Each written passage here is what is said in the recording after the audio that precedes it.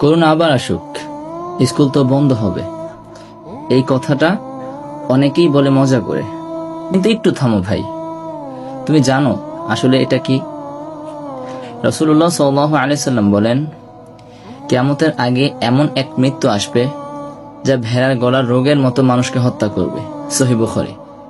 আরেক হাদিসে বলেন, মহামারী হচ্ছে আল্লাহর গজব, কারোর জন্য শাস্তি আর মুমিনদের জন্য রহমত। সহিহ বুখারী।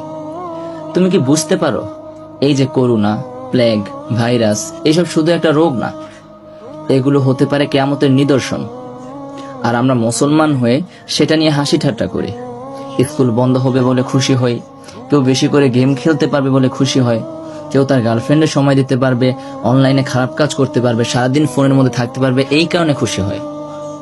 ভাই, এই করোনায় কারো বাবা মারা গেছে, কারো মা কষ্টে মরছে, এই কষ্টের জায়গায় আমরা মজা করি।